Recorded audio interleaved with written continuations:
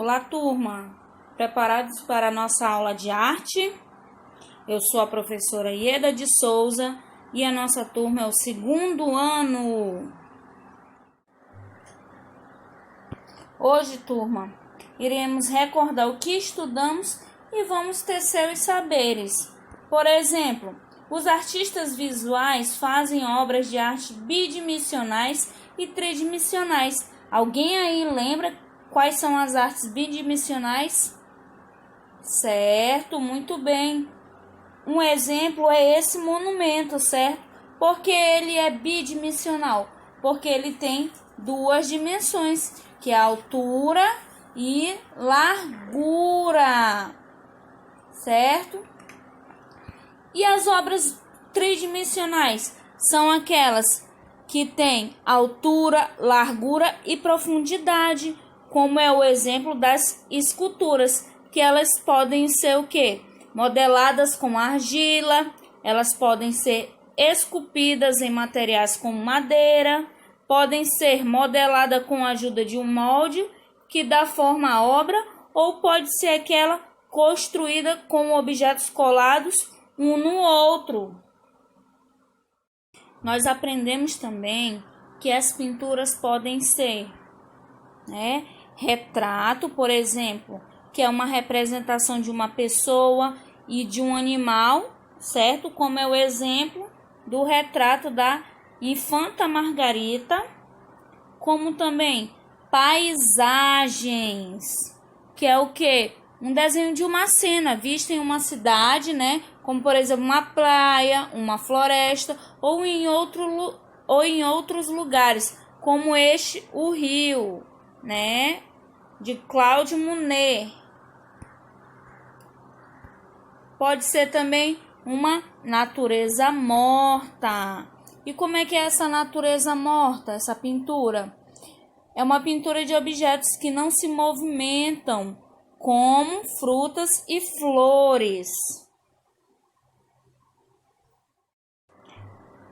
Estudamos também sobre as colagens, que elas são bidimensionais, e as assemblagens, que são tridimensionais. As colagens bidimensionais são o quê? São feitas, de papel em superfície, de madeira ou em tela. E as assemblagens são tridimensionais. Por quê? Ela é um tipo de colagem com mais materiais colados, e nelas são diferentes. Por isso que elas são feitas com materiais tridimensionais, como é o exemplo, dessa imagem que nós estamos vendo.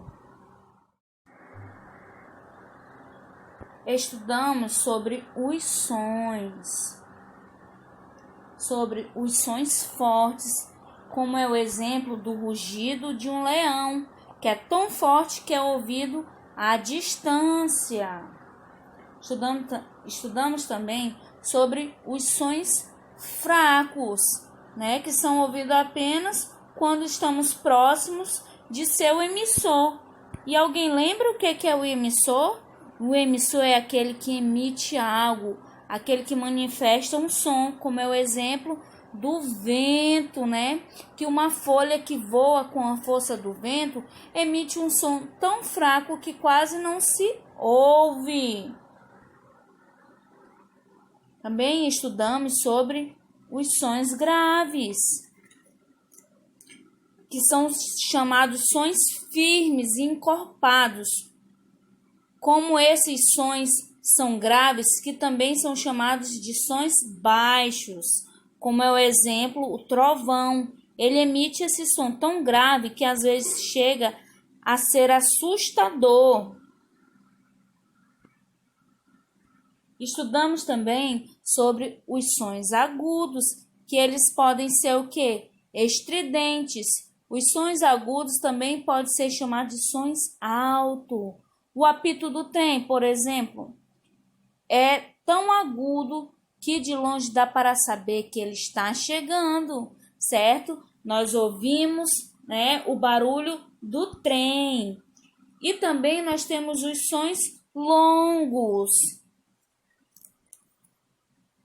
que são os sons que se prolongam e demoram para acabar. Esses sons são os sons longos.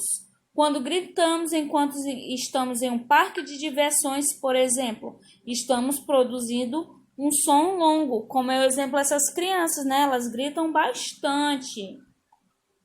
E também temos os sons curtos, que tem um tempo de duração breve. Eles são os sons curtos, por exemplo, o tic-tac do relógio é o exemplo de um som curto.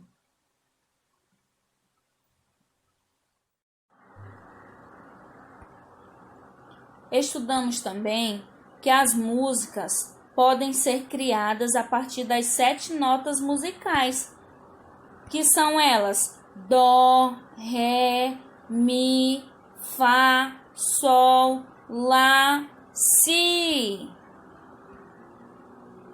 Que também é possível criar novas possibilidades musicais, como foi o exemplo, né, da orquestra de brinquedos, que na aula passada nós escutamos bastante sobre elas, né, que é um grupo musical de Porto Alegre, no Rio Grande do Sul.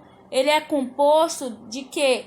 O seu repertório de temas infantis, como cantigas de rodas e canções folclóricas, que além de músicas populares e músicas de composições de famosos, eles utilizam, né, essas músicas e composições de músicos famosos, certo?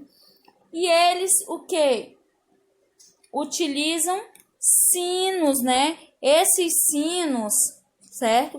Foi um deles que, ao entrar em uma loja de instrumentos, né, que foi o músico Ianto Laitino, ele se encantou por esse jogo de 4 pares de sininhos coloridos e cada um deles tem um som. Na aula passada nós também ouvimos os sons. Aqui também podemos perceber, turma, que a orquestra, né, de brinquedos, ela criou possibilidades musicais, improvisando e imitando e recriando, certo? Eles utilizaram instrumentos inusitados, né, para fazer essas experiências musicais. Nós também conhecemos as obras do Jim Brinquedin. Aqui é um detalhe da escultura com brinquedinho, né? Nós conhecemos a obra dele, né? Que através dessas esculturas que representam brincadeiras, né? Típicas aqui do Brasil, elas são representadas através dessas imagens. Por exemplo, a amarelinha, a outra amarelinha, o casal no balanço, o currupio, certo? Através desses artistas, nós podemos perceber a imensidade da arte e seus saberes, né, que utilizam também o corpo, utilizam materiais, como foi o caso do Jim Brinquedin, que foi com sucatas, né, que ele utilizava, né, essas materiais recicláveis para poder estar fazendo as suas obras.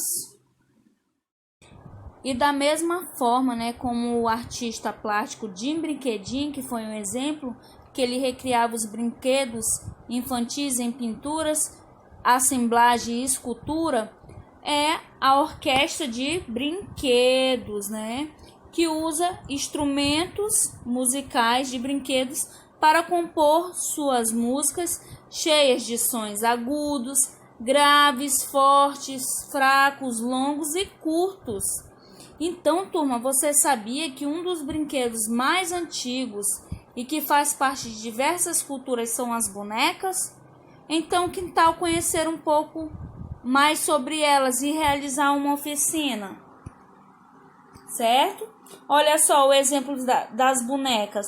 As bonecas indígenas brasileiras, as bonecas da Turquia, as bonecas do Japão, as bonecas africanas. Crianças, então podemos observar, né, aqui nas bonecas, será que essas bonecas só as meninas podem brincar? Não, né? Os meninos também podem brincar com as bonecas, né? Por exemplo, as bonecas indígenas. Vocês acham que elas são parecidas com a boneca das Turquias? Não, né? E nem parecidas com as bonecas do Japão e muito menos com as bonecas da África, né? Então elas foram uma representação que tem a ver com a cultura dos países, certo? Que muitas das vezes, crianças, esses brinquedos e as brincadeiras, elas são passadas de geração em geração e estão ligadas à tradição. Por exemplo, passa do pai para o filho ou do avô para o filho e depois para o neto. Então, aqui a possibilidade de todas as crianças brincarem da mesma forma e do mesmo jeito. Então, hoje, através dessa criação de bonecas, temos uma curiosidade. Vocês sabiam que as bonecas são um dos brinquedos mais antigos e que fazem parte de diversas culturas, certo? Que são as bonecas, e elas podem ser feitas com muitos materiais, como barro, palha, fibra, milho, madeira, pano, porcelana ou plástico. Cada cultura cria modelos diferentes de boneca, como a gente pode observar nessa imagem. Agora, turma, nós vamos para a nossa atividade, que é o que? A criação de bonecas de meia, ou pode ser um boneco bem bonito, ou um animalzinho da forma como você quiser.